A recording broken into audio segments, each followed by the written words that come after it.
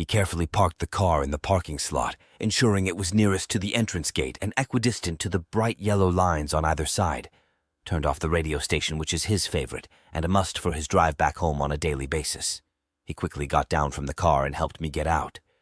Holding me softly, he ensured that I comfortably sit on the cushiony sofa at the reception.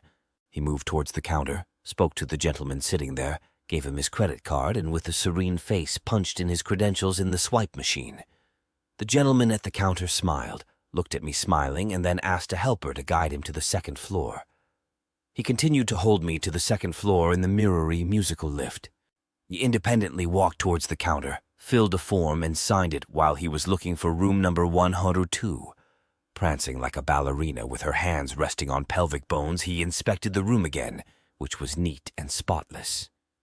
He carefully held me and got me in the room and said, "The D-Day is here, and this is going to be your room for the next 4 days. Hope you like it and are comfortable." I fake smiled at him, and my anxiousness forced me to say just one word, and that was water, Pani. Jal hi Jivan Hai, our childhood quote, was feeling so apt at that point in time, when you just want to ignore whatever is going around and gulp a glass full of water to handle the volcanic eruptions inside your heart. He passed on the water bottle to me and helped me sit on the adjustable bed so that I can breathe deep and relax for a while. I finally accepted the fact that I was in the hospital for something good, and in an hour's time, my life is going to change completely. I'm going to get a life in this world which would be totally dependent on me. From that carefree, bindas, happy-go-lucky young girl, I would now transform into a careful, responsible, and amenable lady. While these thoughts were storming in my mind and the impact also visible on my face, reassured that he is and always will be there beside me to share each and every responsibility coming our way. In a jiffy, my lips smiled and the tension faded far away. Seriously, that Jaduki Joppy concept worked. I still thank him for that. Back home, his sister had arranged for a balloon decorator who had agreed to put some 200 balloons across the rooms, in some patterns the names of which seemed more difficult to him than a doctor's talk. It was done in 2 shades, white and blue, almost like a blue Santa, with some neatly tied together in the shape of flowers or hanging like a dangler with biggest one at the top and tapering to a narrow and small white one at the other end. So now here in the hospital, his eyes moved to other parts of the room and locked itself on the small rectangle-shaped pillow on the bed and a cot near the hospital bed. Neatly placed in the middle, barely large enough to support his palm, his fingers reached out and caressed the feathery plume. The softness sent chills down his spine. He had never been like this in his life. Was he scared? No, nervous maybe, or unsure, or all put together. He had often quoted, "Present fears are less than horrible imaginings," from the Macbeth, and here he was with a knot in his stomach, short breaths, unsure of what the next hour would bring into his life. A new person, a real one, was going to be in our life, all this while it seemed only like someone on that ultrasound paper report, like a fantasy or more like stories you hear from friends, and we had never believed them, always pretty sure that we will be different. We had always been in command of our emotions, never allowing them to overflow. The dam had always withstood the pressure. A small person, a baby, a tiny tot, a teeny-meeny baby was arriving, and we were the adults, the caretakers, the grown-ups, the guardians, and many such adjectives came to my mind for both of us. My mind was cluttered, and amidst this emotional overflow, he was behaving like a Jyotish that day and seemed as if he is reading everything going on in my mind. He held my hand tight and said, "Sab Tik Hoga." This sentence said it all. I still sometimes feel that he is in a wrong profession, Iti. He should have been a face reader or maybe a stylish tarot card reader. Anyways, jokes apart, on the other hand, equal was his anxiety, or maybe more, but he was behaving better than me. I still don't understand how some men behave as a pro in certain situations. He couldn't have behaved better. "Get up! It's time!" fell on my ear. "Who is that?" I think it was in Hindi, must be my Gainai or maybe the sister. I opened my eyes and saw the emotion of hurry on his face. I got up from the bed, chanted Gayatri mantra, and got a pick clicked on the wheelchair and confidently moved towards the OT with a sister helping me with the wheelchair movement. I insisted on walking till the OT, but protocol is protocol, you know. Those tensed and love-filled eyes said good luck to me silently. While I was taken to the OT, he ran towards the God's Corner, prayed, and ran back towards the waiting area outside the OT. He was lucky to have his family around waiting with him with the same nervousness and hidden happiness which was waiting to come out loud after an hour. After the initial pleasantries of a C-sec, I settled my eyes towards a digital watch hanging proudly on the OT wall. Watching the seconds go by and my mind regularly doing the reverse countdown, I continued chanting the Gayatri mantra. As expected, a team of well-dressed doctors, assistants, and nurses came and surrounded me while I was lying on the scary bed in the super scary OT setup. While they started their process, one of the doctors asked me my husband's name. I slowly whispered hubby. In about 45 seconds, he was sitting beside me, holding my hand tight. I felt the same emotions occupying his mind, which were natural for a mom to have. One of the doctors, I think he was the pediatrician, said, "Jis Bhagwan ka naam lena hai lelo, apka baby next 3 seconds main aane wala hai." His words seemed like those old epic serials where some guru did a bhavishyavani and thundering voices surrounded that dialogue, and that dialogue echoed in the universe.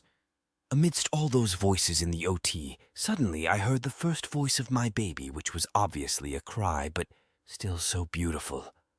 Tears rolled down my eyes and obviously got wiped immediately by my soulmate sitting patiently beside me. The doctor clicked a pic of 3 of us in the OT and said, "Here is your family picture, enjoy." Hubby was asked to go out while I was dosing off slowly in the anesthesia.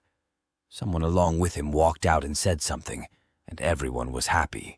Wishing each other, some hands reached towards hubby, my in-laws, my bhaiya bhabhi, and a voice reached out to my mom over phone as she was in the train that time, traveling to meet her angel's angel. They were saying something and seemed so overjoyed. What are they saying? I kept staring at them while I was about to dose off. This continued for some time, till everyone started walking towards a room. Then they all stopped and looked at hubby. What? Did he mismatch his clothes? Did he do something wrong? What? Someone tell him quickly!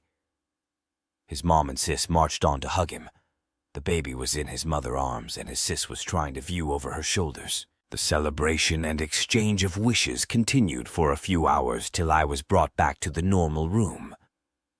Next day, hubby accompanied my mom to my room, and then came the much-awaited magical hug of my mom.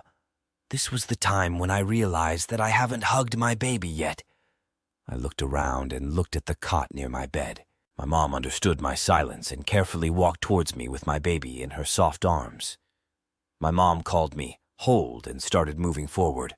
I wanted to run away, but my feet were stuck and my body did not allow me to even think to move a bit. I wanted to yell, "No!" My lips didn't give way. I had always been scared of holding a baby, but whenever I held them, everyone commented on how naturally I was holding and that I would be a great mom, blah blah. Grown-ups are so weak expressing their fears. Somehow my fingers moved and they were pointing to the bed. "Okay," said my mom and asked me to bend a bit forward. I moved my finger to touch the baby's palm. It moved softly to my touch. I touched again. It reacted the same way. The softness beat the feathery plumes on the pillow, almost soft and delicate to a scary level. I touched the fisted palm where the base of the thumb rests on the curved finger. It suddenly opened up and curled against my finger, holding so tightly and yet so gently. With all my strength, I couldn't pull my finger out. He had found me. Among all the noise, commotion, pain, and people, he had found the finger to hold on to. I smiled for the first time. I realized I was breathing normally, almost wanting to shout out aloud. My voice was back, but I did not. I was anchored by my finger.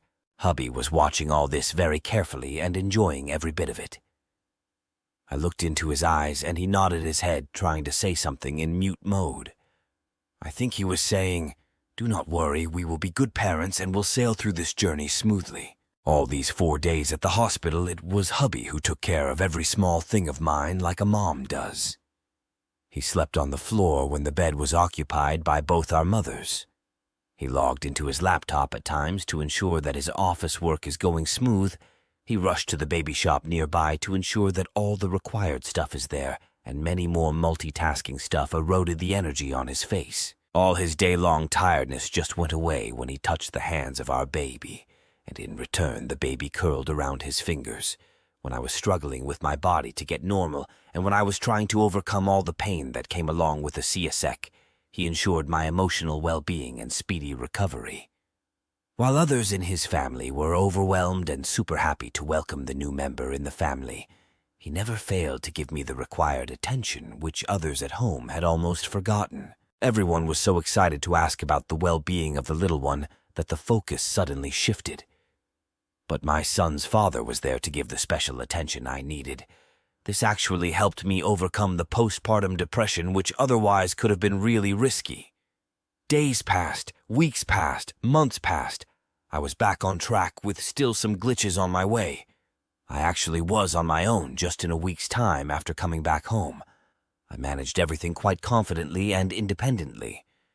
I became a strong mom that everyone knows, but the assurance of those small fingers, the trust of that tiny thumb, the sleepless nights, the diaper-changing days, the arms which became baby's chula, and many more such sweet gestures were giving birth to a father every day.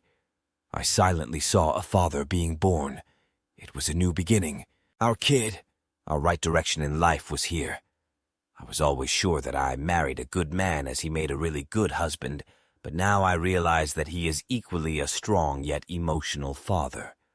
I was the witness of his birth as a father, and thus this small blog story, is named And a Father is Born. Check out some of my other videos. Don't forget to like and subscribe to the channel. New videos every day. Good luck and take care of yourself.